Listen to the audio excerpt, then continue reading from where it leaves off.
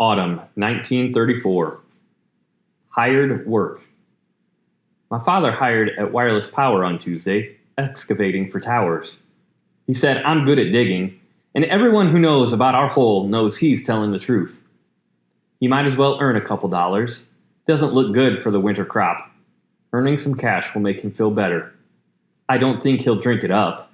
He hasn't done that since Ma." It's hard to believe I once brought my money in too, even if it was just a dime now and then for playing piano. Now I can't hardly stay in the same room with one, especially Ma's. October 1934. Almost rain. It almost rained Saturday. The clouds hung low over the farm. The air felt thick. It smelled like rain. In town, the sidewalks got damp. That was all. November 1934. Those hands. The Wildcats started practice this week. Coach Albright used to say I could play for the team. "You've got what it takes, Billy Joe. Look at the size of those hands," he'd say. "Look at how tall." I'd tell him, just because I'm tall doesn't mean I can play basketball, or even that I want to. But he'd say I should play anyway. Coach Albright didn't say anything to me about basketball this year. I haven't gotten any shorter. It's because of my hands. My father used to say, "Why not put those hands to good use?" He doesn't even say anything about those hands anymore. Only Arlie Wanderdale talks about them and how they could play piano again, if I would only try. November 1934. Real snow. The dust stopped and it snowed. Real snow. Dreamy Christmas snow. Gentle, nothing blowing, such calm. Like after a fever, wet, clinging to the earth, melting into the dirt. Snow. Oh, the grass and the wheat and the cattle and the rabbits and my father will be happy. November 1934. Dance Revue. Vera Wanderdale is putting on a dance review at the Palace, and Arlie asked if I'd play a number with the Black Mesa Boys. It's hard, coming on to Christmas, just me and my father, with no Ma and no little brother. I don't really feel like doing anything. Still, I told Arlie I would try, just because it looked like it meant a lot to him. He said he'd be dancing then. So he needed a piano player, and Mad Dog would be singing. And he knew how I just love to be connected with anything Mad Dog's doing. The costumes Vera ordered come all the way from the city, she said. Special, the latest cuts. I wish I could go with her to pick them up. During rehearsals, Mad Dog comes off the stage after his numbers and stands by the piano. He doesn't look at me like I'm a poor motherless thing. He doesn't stare at my deformed hands. He looks at me like I am someone he knows, someone named Billy Joe Kelby. I'm grateful for that, especially considering how bad I'm playing. December 1934. Mad Dog's Tale. Mad Dog is surrounded by girls.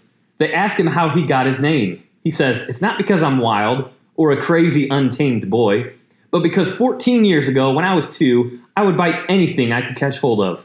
My ma, my brother, Doc Rice, even Reverend Bingham. So my father named me Mad Dog, and it stuck. When I go home, I ask my father if he knows Mad Dog's real name. He looks at me like I'm talking in another language. Ma could have told me." December 1934.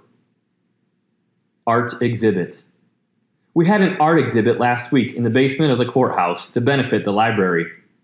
Price of admission was 1 book, or 10 cents. I paid 10 cents the first time, but they let me in the second and third times for free.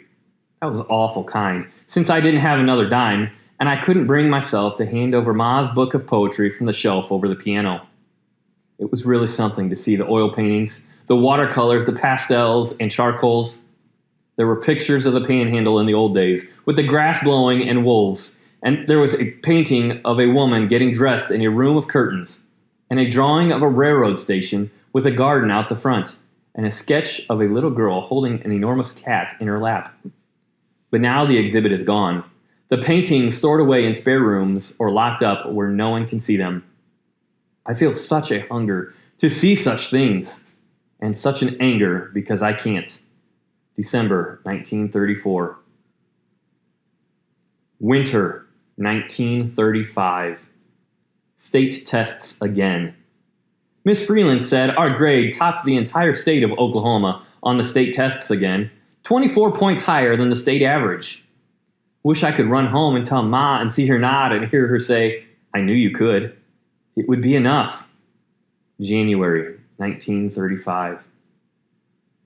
Christmas dinner without the cranberry sauce. Miss Freeland was my ma at the school Christmas dinner.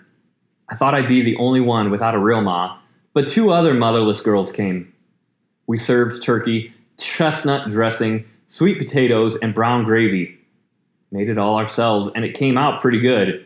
Better than the Christmas dinner I made for my father at home, where we sat at the table, silent, just the 2 of us. Being there without Ma, without the baby, wouldn't have been so bad if I just remembered the cranberry sauce. My father loved Ma's special cranberry sauce, but she never showed me how to make it. January 1935. Driving the cows. Dust piles up like snow across the prairie. Dunes leaning against fences. Mountains of dust pushing over barns. Joe De La Flor can't afford to feed his cows. Can't afford to sell them. County Agent Dewey comes, takes the cows behind the barn, and shoots them. Too hard to watch their lungs clog with dust, like our chickens, suffocated. Better to let the government take them than suffer the sight of their bony hides sinking down into the earth. Joe De La Flor rides the range. Come spring, he'll gather Russian thistle, pulling the plant while it's still green and young, before the prickles form, before it breaks free to tumble across the plains. He gathers thistle to feed what's left of his cattle, his bone-thin cattle. Cattle he drives away from the dried-up Beaver River to where the Cimarron still runs, pushing the herd across the breaks, where they might last another week, maybe 2, until it rains. January 1935. First rain. Sunday night, I stretch my legs in my iron bed under the roof. I place a wet cloth over my nose to keep from breathing dust and wipe the grime tracings from around my mouth and shiver, thinking of Ma. I am kept company by the sound of my heart drumming.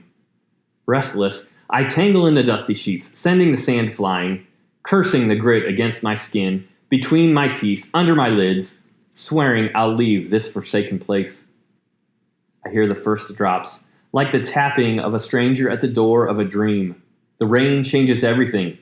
It strokes the roof, streaking the dusty tin, ponging. A concert of rain notes spilling from gutters, gushing through gullies, soaking into the thirsty earth outside. Monday morning dawns, cloaked in mist. I button into my dress, slip on my sweater, and push my way off the porch, sticking my face into the fog, into the moist skin of the fog.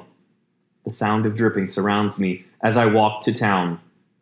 Soaked to my underwear, I can't bear to go through the schoolhouse door. I only want to stand in the rain. Monday afternoon, Joe De La Flor brushes mud from his horse. Mr. Kincannon hires my father to pull his olds out of the muck on Route 64.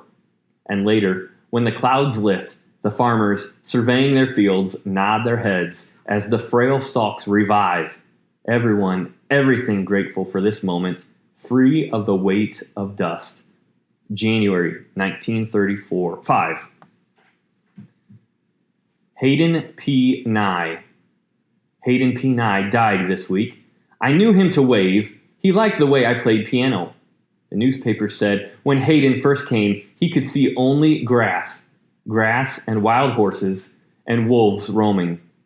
Then folks moved in and sod got busted and bushels of wheat turned the plains to gold.